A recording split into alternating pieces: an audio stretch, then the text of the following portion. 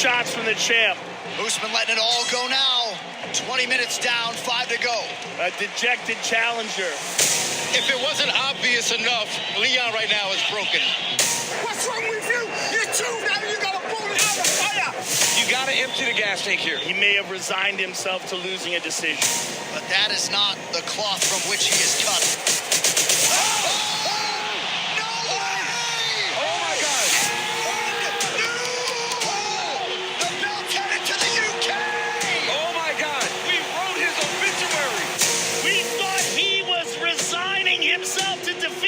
He head kicked Kamaru Usman into the shadow realm. You're down to me, I couldn't do it. The odds that I couldn't do it. You can me now. Pound for pound. Headshot dead. Leon broke through. He was able to get the job done. But I'm a better fighter. What I'm most excited about is the opportunity to get my belt back. Kamaru Usman will fight Leon Edwards in the trilogy. Edwards gets to defend the title in front of his home crowd, and Usman goes into enemy territory looking for revenge. That place is going to be bananas when those two get locked inside the octagon. Leon, Rocky Edwards. He's a very dangerous man. He can submit you or knock you out on the feet. I am the best, and I'll prove it again. Kamaru Usman, the man who has been absolutely dominant. I'm going to go in there and do what I do best, and that's win. I'm the most exciting fighter that stepped in that cage. I'm going to blow the roof off of the O2 Arena.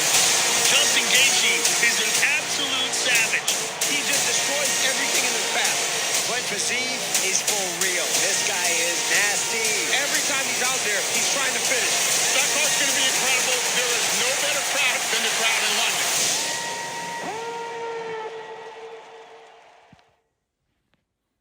Yeah, Dana White says things like that. There's no better crowd than the crowd in London, but it's taken him this long to give us a really decent card. Yes, previously we did have a huge fight, Anderson Silva versus Michael Bisping, but this is a huge card with a huge main event, a title fight, as Leon Edwards brings the belt home to the UK in a rematch against Kamaru Usman. How will it go?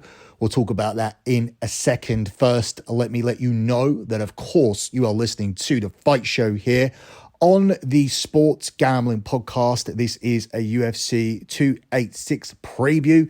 You can follow the Sports Gambling Podcast Network on Twitter at the SGP Network. That's at the SGP Network.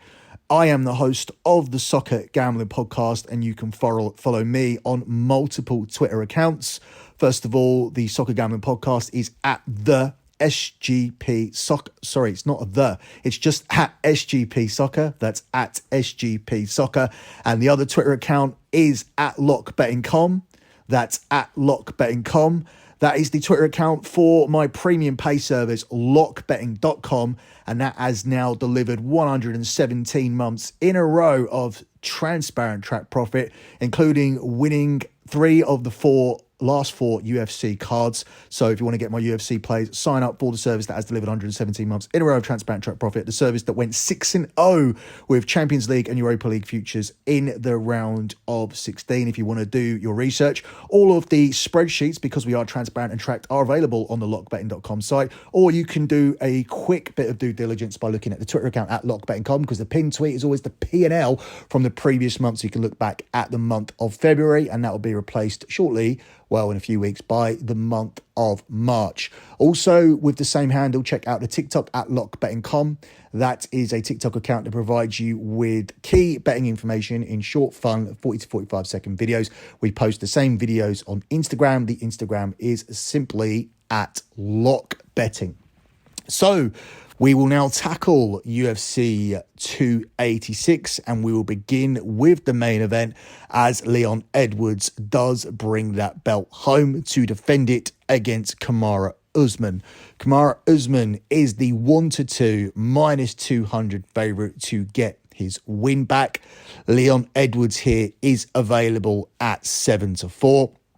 The method of victory market sees Kamaru Usman at 3-1 to get it done via TKO KO, 18-1 to get it done via a submission, and 5-4 to get his hand raised via a decision.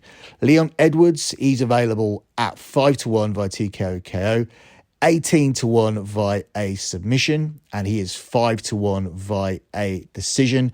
Of course, last time these two fought, Leon Edwards, it is believed, lost every single round heading into that 5th round before he won by landing the KO head kick in the last minute of the fight. Usman actually won their first counter by decision, his first of 10 victories by points inside the octagon, making that 5-4 via a decision a very interesting and appealing selection. Obviously, if the decision is that short, the over-under rounds are going to be very juiced, over 2.5 at 4-11, under 2.5 at 21-10, under 3.5 at 13-8, over 3.5 at 4-9, under 4.5 at 5-4, with over 4.5 at 4-7, and the fight to go the distance, yes at 4-6, and no at 5-4. But obviously last time it didn't go to a decision, so there's not really too much value there in seeing it available at odds on. So I think we'll miss that and miss out on that and try and pick a winner of the fight. So last time out, we saw Kamaru Usman, as I said already, absolutely dominate the fight from start to the time he was kicked in the head. The only really concerning thing for me, if you are a Kamaru Usman backer and you think that that was a fluke and you like Usman to get his win back, was the fact that that kick wasn't really a fluke, because after the victory, a video did emerge of him literally practicing that exact kick, preparing for that exact moment. And that shows a lot of solid preparation. That shows some unbelievable coaching, although in the lead up to that moment, the coaches were not doing their job in the corner, other than obviously getting him riled up in that speech you heard just before the 5th, but they could not get him to really do anything, to really even land a glove on Kamaru Usman in the first 20 minutes of that fight. But ultimately, you have to give them credit for literally coaching the moment of him hitting him with that exact kick, and it was that exact kick what was practiced in training. So you cannot put that down to any kind of fluke, and that in itself is concerning. In addition to that, the plethora of fighters who have suffered shock defeats, who have never really come back from it. We've seen a load of fighters in the past who got knocked out or rocked by it. Either their confidence went or their chin went, and that can always be a concern. I use Tony Ferguson as an example. Obviously, this wasn't Kamaru Usman's first defeat, so I can't really use Ronda Rousey as an example, but although when she did lose, she was never the same. We've seen it a lot in UFC. Sometimes a defeat or sometimes significant damage can be hard to overcome.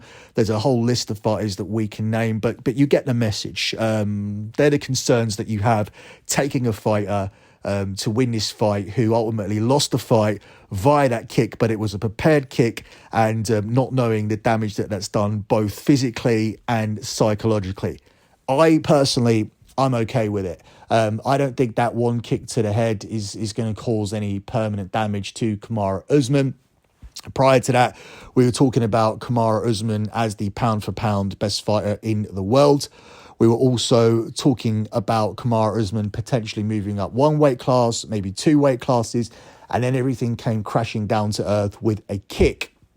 I mean, he was literally seconds away from seeing that out and moving on with a very, very comfortable decision victory, which would have been his 11th decision victory. So that obviously wasn't the case because of what happened, but I'm not too sure in terms of how we bet this, really, because there's either two trains of thought.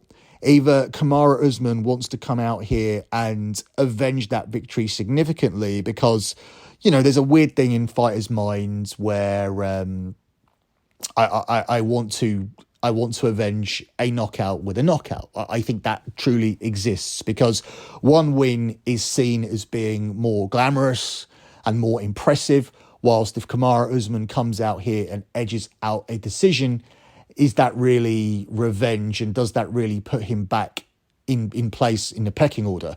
I personally think it does, and I believe Kamaru Usman will believe the same thing as well. This is a very intelligent fighter. There's a lot of money on the table. There's no point chasing something when this guy has shown already that he's capable of taking your head off and putting you out with one shot. So I believe that we'll see a more concentrated performance. I mean, it was pretty concentrated for 20 minutes, but I think we'll see the full 25. I think if there's an opportunity to obviously stop Leon Edwards, he'll take it. But I believe what we'll see is a conservative, professional, switched-on performance as Kamaru Usman wins, gets himself back in that pound-for-pound conversation, looks ahead to bigger and better fights. And ultimately, another reason why I don't think that he'll be looking to avenge that in the same way that he suffered that loss will be because this is one of those instances where it's a rubber match and it becomes 2-1. It's not a case of 1-1 and where one guy can turn around and say, hey, I probably beat you.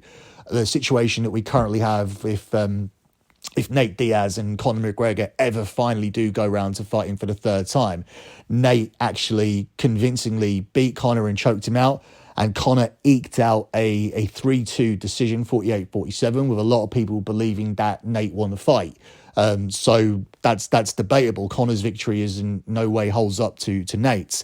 And if it does always stay at 2 fights, I would say that Nate probably got the better of that by having that more significant victory. That's not the case here. This is 2-1. So for me, that's decisive enough. However Kamaru Usman gets it done, I believe that he will get his 11th victory via points inside the octagon. It's a short price. It's the shortest price on the board in a method of victory market. But ultimately, I think this is the best way into Kamaru Usman.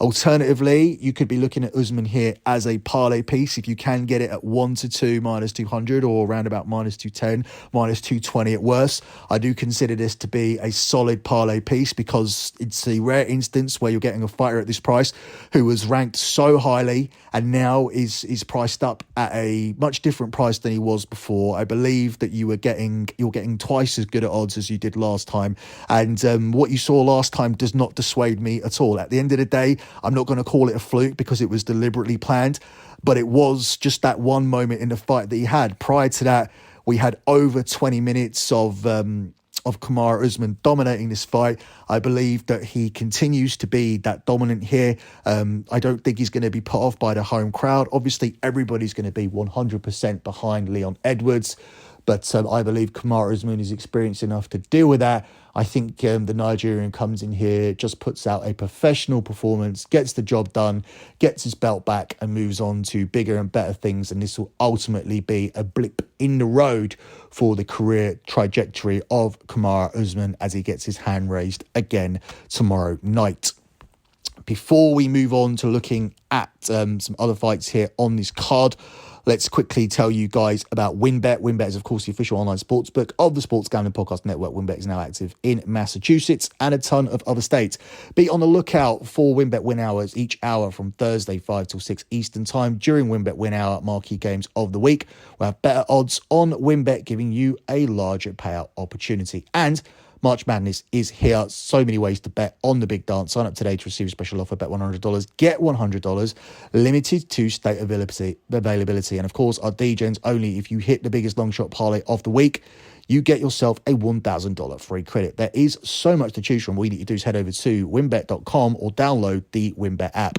Now, the offer subject to change. Terms and conditions available at wynnbet.com. If anyone older and present state will pay for WynnBET is available. If you or someone you know has a gambling problem, call 1-800-522-4700. Moving on to the co-main event, Rafael Fiziev takes on Justin Gaethje. Very exciting fight here that they are bringing to the UK. Fiziev is the 4-9 favourite here with 7-4 offered on Justin Gaethje. Shop around, you can get him to as big as 2-1. Method of victory market sees Gaethje 3-1 TKO, 16-1 submission, and 7-1 via a decision. Fiziev is at 5-4 via TKO KO, 14-1 via submission, and 5-2 via a decision, which is interesting because 50% of Rafael Fiziev's UFC wins have occurred via a decision, whilst obviously on the Gaethje side of things, 80% of Gaethje's TKO KO wins have actually occurred in rounds 1 or 2, because every Gaethje fight pretty much guarantees you entertainment. This is only a 3-round fight, and it's 5-4 to go over 2.5 rounds, 4-7 to go under 2.5 rounds. Over 1.5 rounds is 4-6 minus 150. So you need 7.5 minutes to cash that. And under 1.5 rounds is at 11-10. Fights go to distance, yes, 7-4. And no is available at 4-9. So this is a very, very interesting fight. It definitely should be an absolute banger for sure. Everything that involves Justin Gaethje is a banger. And it does make you wonder here if Fiziev is being overvalued. I understand that he has a very, very good record. I understand that he only has the one loss. But you're going up here against Justin Gaethje. This is a guy that's been in there with the absolute best of the best. So to have Fiziev priced up this short doesn't really make too much sense to me. I do think he should be the favourite. I probably would pick him to win the fight. But ultimately, I think this is a little bit of a short price. When you look at the fact that Fiziev is a shorter price or the same price in some places as Kamaru Usman, who dominated his last fight with Leon Edwards, that does really make you think. It's being billed as a fireworks show. Gaethje certainly does bring the fireworks. For Fiziev, I think he's more measured and reserved. I don't think Gaethje knows any other way to fight but all-out violence. It's something that's got him in trouble in many occasions, but it's also the exact thing that puts him here on the co-main event. Yes, he's had losses, but it does not dissuade people from wanting to see Justin Gaethje on the main card. This ain't the prelims. This ain't even just a card. This is the co-main event. And even if he loses here, Gaethje will continue to be featured because he's guaranteed excitement and everybody loves to watch him. And that's the point. He sells tickets. Fiziev, I think that he can put him in trouble though here once again. I think that in